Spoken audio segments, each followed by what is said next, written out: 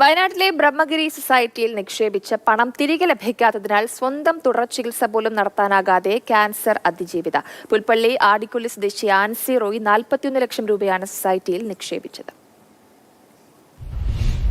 സ്വന്തം പേരിലുണ്ടായിരുന്ന ഭൂമി വിറ്റ് ആ പണം ബാങ്കിലിട്ടതിൻ്റെ പലിശ കൊണ്ട് ജീവിക്കാം എന്ന് തീരുമാനിച്ച ആളായിരുന്നു ആൻസി റോയ് എന്ന വീട്ടമ്മ.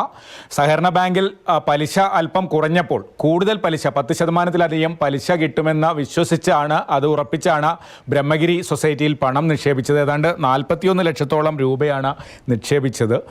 അന്ന് എന്തൊക്കെയായിരുന്നു അവർ പറഞ്ഞ വാഗ്ദാനം?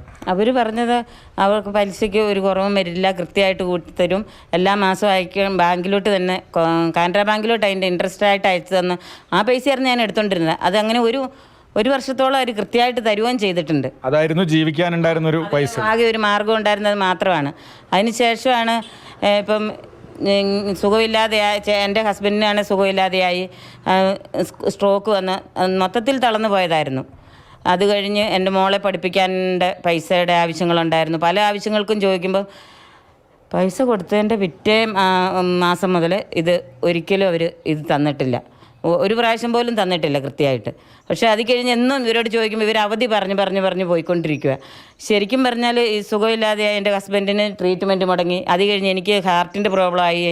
ഞാൻ കുറച്ച് മരുന്ന് മേടിച്ചു. പിന്നെ കൂടുതൽ ട്രീറ്റ്മെൻറ്റിന് പോകാനും ആൻജിയോഗ്രാം ചെയ്യണം, ആൻജിയോപ്ലാസ്റ്റി ചെയ്യണം എന്നൊക്കെ ഡോക്ടർമാർ പറഞ്ഞെങ്കിലും അതിനൊക്കെ പോകണമെങ്കിൽ ഒത്തിരി പൈസ വേണ്ടതുകൊണ്ട് ഞാൻ അതുപോലെ നിർത്തിയിട്ടിരിക്കുക. എൻ്റെ പ്രിൻസിപ്പൽ എമൗണ്ട് അവരൊന്നിച്ച് തരും എന്നുള്ളൊരു പ്രതീക്ഷയുണ്ടായിരുന്നു.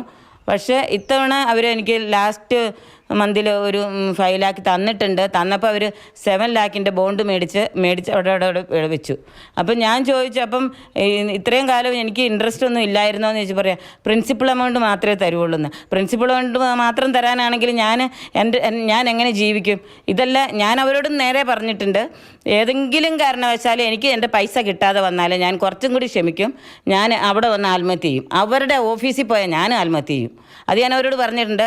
അത് മുഖ്യമന്ത്രിക്ക് അന്ന് ലെറ്റർ എഴുതിയപ്പോൾ മുഖ്യമന്ത്രിക്കും എഴുതി കൊടുത്തിട്ടുണ്ട്. ബത്തേരിയിലെ പോലീസ് സ്റ്റേഷനിലെ CIയോട് ഞാനത് പറഞ്ഞിട്ടുണ്ട്.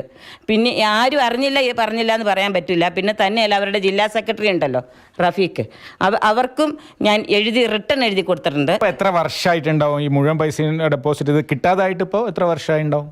ഈ 22 മുതൽ. അപ്പോൾ 3 വർഷം കഴിഞ്ഞു.